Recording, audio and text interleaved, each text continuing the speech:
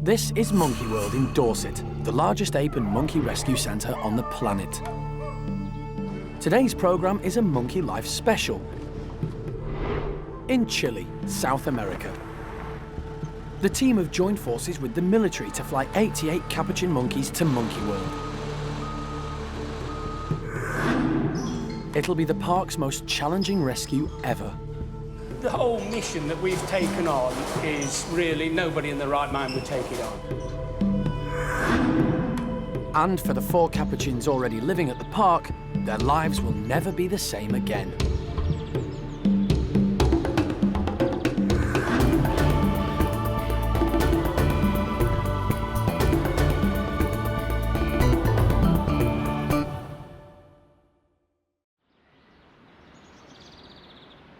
Monkey World is home to 15 different species of primate. One of these is the capuchin monkey. At present, 4 live at the park, but they're about to be joined by a whole lot more.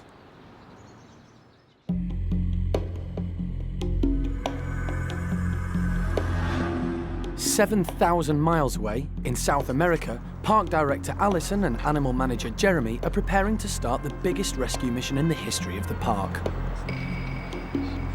We're really pleased to finally get here because it's been over a year since we first started talking about rescuing some capuchin monkeys in a laboratory in Chile. And finally, we've made it here, so really excited. This university laboratory has been home to 88 capuchins that have been used for medical research. Studies have now finished, but these primates are institutionalized and can't be released into the wild. So, Monkey World has stepped in. But this rescue mission has been fraught with difficulties.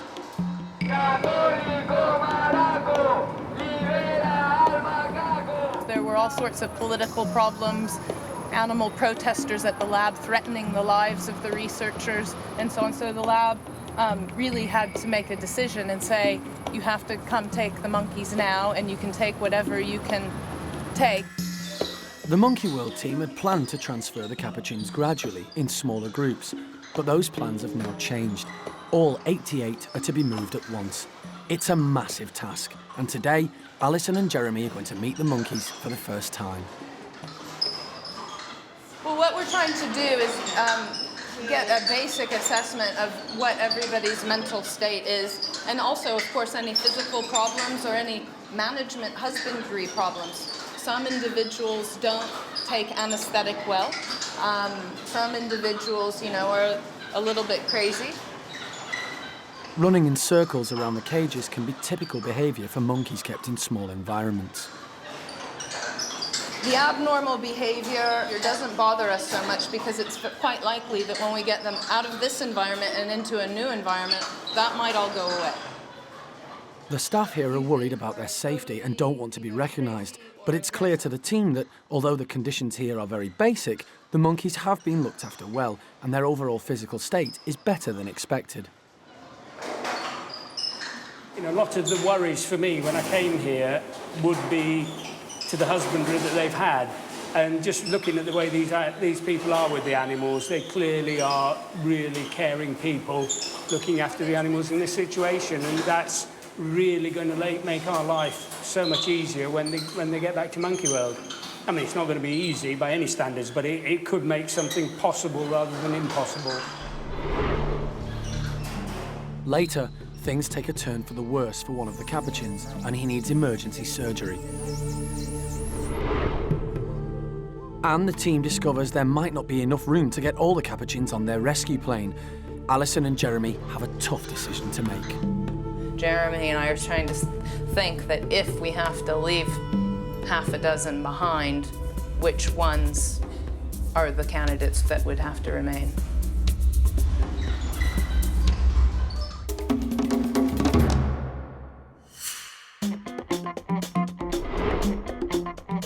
While the team is busy in Chile, back at Monkey World, last-minute preparations are being made for the capuchin's arrival. The staff have spent weeks designing and building the capuchins' new homes and enclosures, and they've been creative, developing their final, elaborate design. What we've done for the capuchins, we started off, primate care staff got involved and we made a model. And from the model, you know, the structure's gone up. We've put in staircases that we've never done before in the park, a spiral staircase, a different dimension to the enclosure, and hopefully the capuchins will use it. There's more hose pipe to go up, there's nets to go in, there's rope bridges to go up.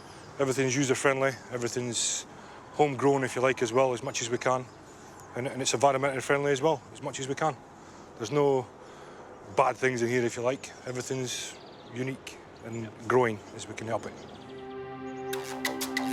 The park has designed this enclosure with multi-levels and, most importantly, lots of space. In the wild, capuchin monkeys forage everywhere for food, from the highest part of the tree canopy right down to the forest floor. You know, it's a big enclosure. You know, the capuchins that are coming have been in solitary confinement. You know, we know that much. You know, but as Monkey World has always done, you know, we will always give as much space as possible that we can afford for any species in the park. And I think this is just going to be absolutely wonderful. You know, it's a new lease of life. It's what Monkey World's about. It's about giving back what's been taken away from the primates in the park.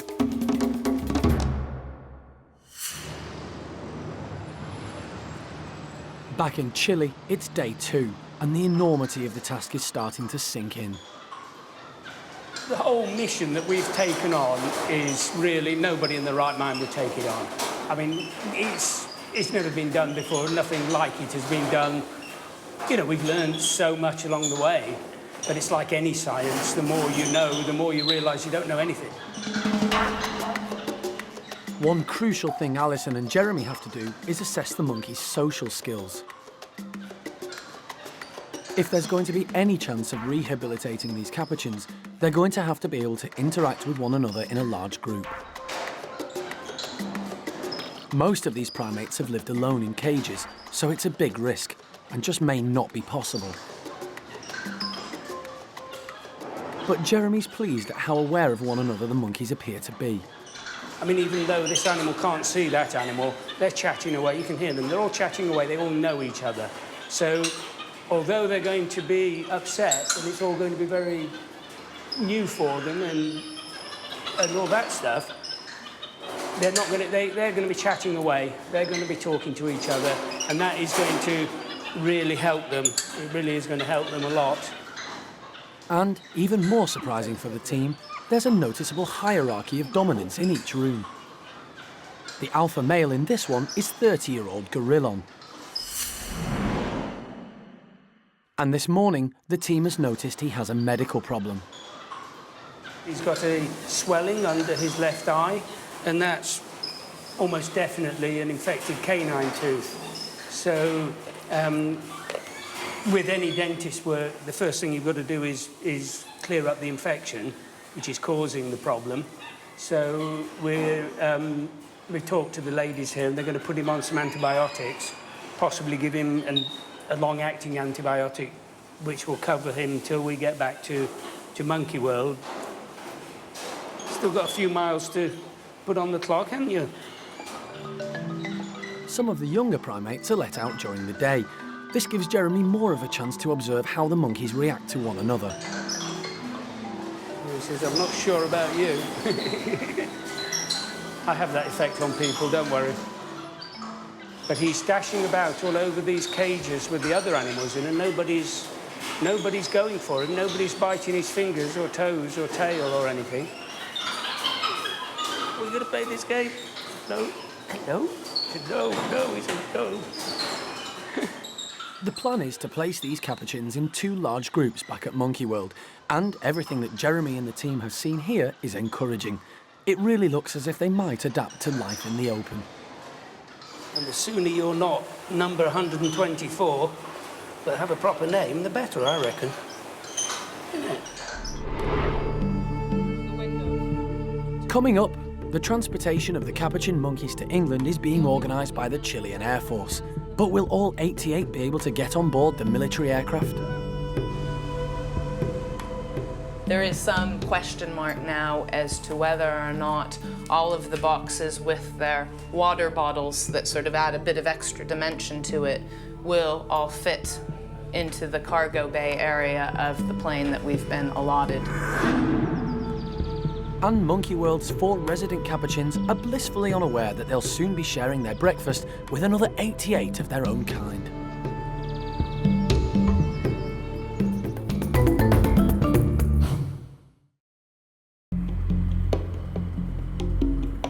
In South America, the Monkey World team is facing a major problem with its mission to rescue 88 capuchin monkeys.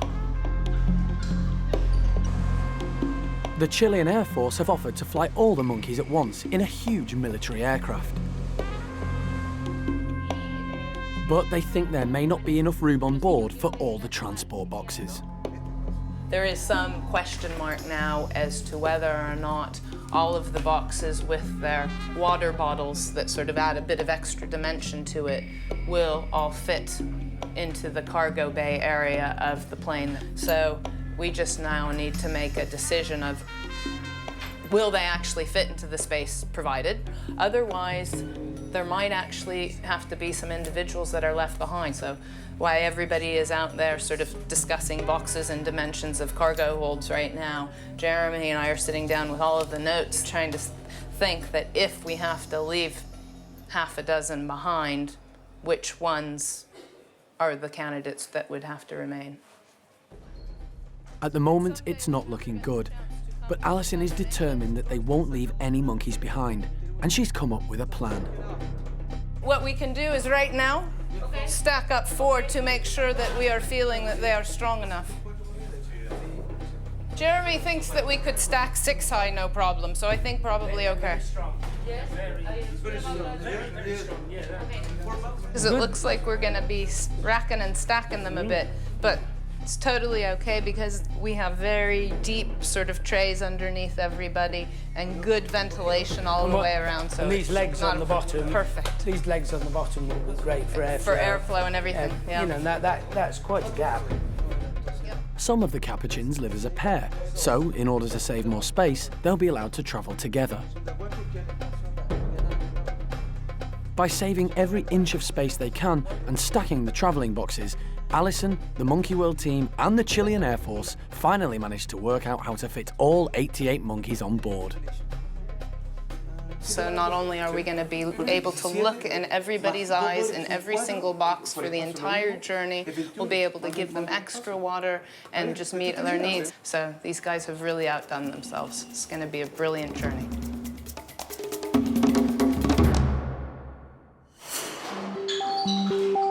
But the number may already be down to 87. Alpha male Gerillon's medication has not been enough to keep the infection in his canine tooth at bay. He needs surgery before he can travel to Monkey World. He has infection in his tooth that caused a swelling on his face, which we have seen before, and now the dentists are cleaning it out, and they'll give him a root filling, which is really good for Gerillon because he is 30 years old. He's already missing 1 canine tooth, so being able to keep that extra canine tooth on the top is really good. Gerillon will be given medication and carefully monitored for the next couple of days. Day after tomorrow, I'm sure it'll be fine by then. You know, they have loads of antibiotic and painkiller and everything, so new monkey. This means that Gerillon will be able to make the trip to England, and he'll be much more comfortable.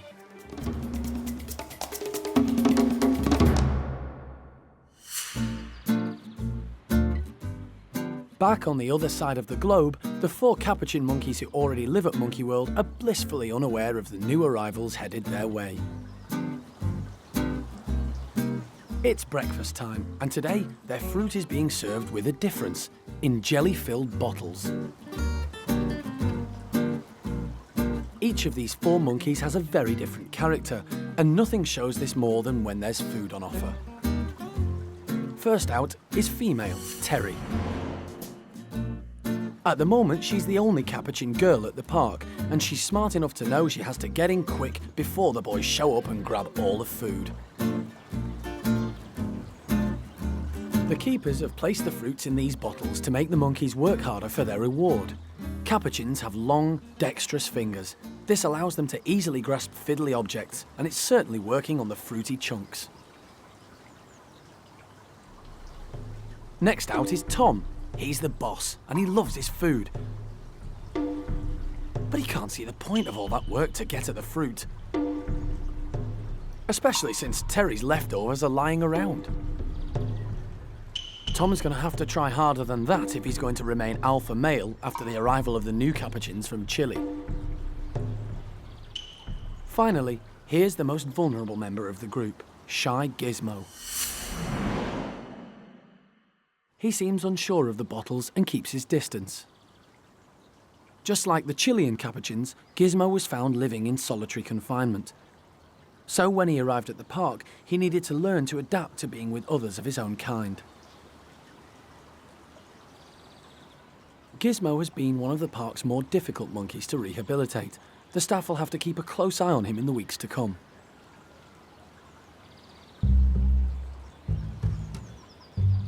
Tom's decided to move on from the leftovers and have a go at a bottle himself. Capuchin monkeys are the most intelligent of all the South American primates, but this all seems a bit too taxing for Tom.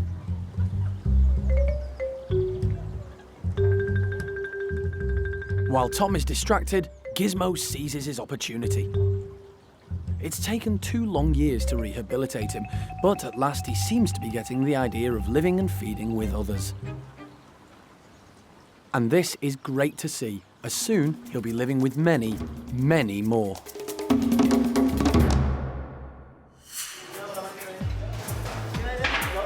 In Chile, the mission has started to get all 88 capuchins ready and into their travel boxes.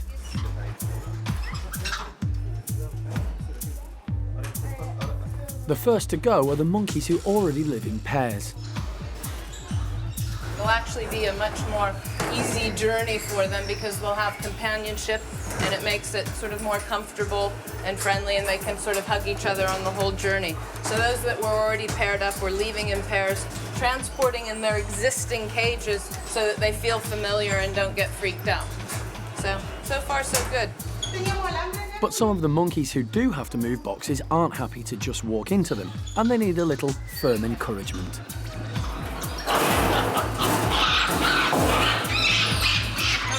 Move, quick, out of the way. But that girl didn't want to go. And you get to a point when you've got to do something, and don't mess about. If you're going to catch her. Don't think, should I? No, just go for it. And she didn't even try to bite, and then it's done. But all that, she was getting upset with this method and that method and the other method, so just grab her and put her in a box. And it really is that simple, but you've got to go for it. The job of loading the boxes onto the transport lorries has begun.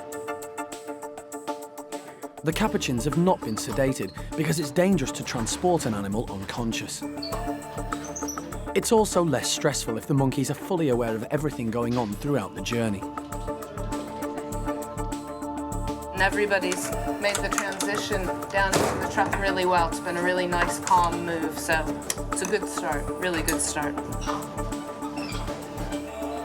They know this is the best thing for the monkeys, but it's hard for the staff who've spent 20 years caring for them to say goodbye.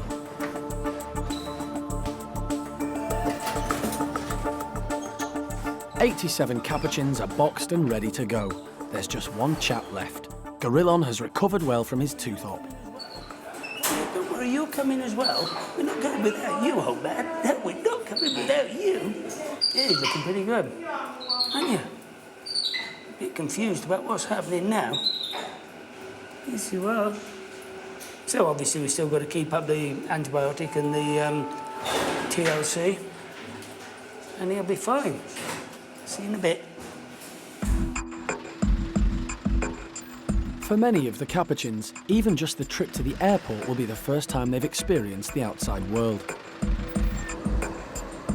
And once they get to the park, it'll be the first time they will have ever seen daylight. Yeah, it's sort of amazing to think that these guys have never been outside in their lives, a lot of them. So this is the first feel of fresh air. Most of them are pretty calm, actually. You see, they're just sort of curious looking around, and I'm actually impressed how calm they are, considering that they've never been outside of that lab before. The job of loading the capuchins onto the plane is a massive one. It'll take 25 people 5 hours to complete the task. We've been up through the night boxing all of these guys up, and now standing here alongside a Hercules about to fly through Brazil and then into the Canary Islands and eventually on to UK, so pretty huge. Yeah, it doesn't get much huger. It's dawn when the plane finally gets clearance to take off.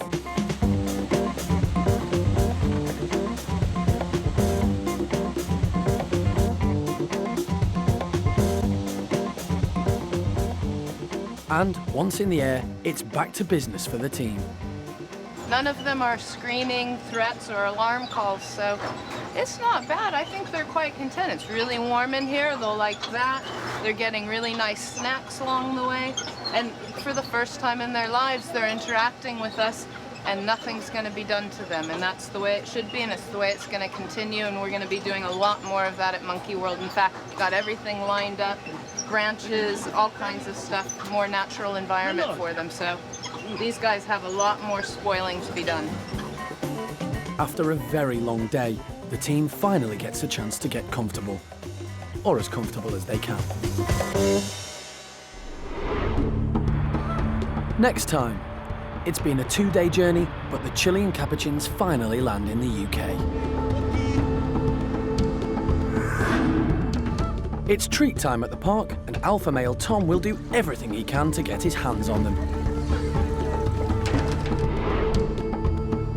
And there's bad news in the orangutan house. A couple of days ago, toddler Aris had a knee operation, but something has gone seriously wrong. The next morning, he was found effectively in a state as if he'd had, in simple terms, some kind of stroke.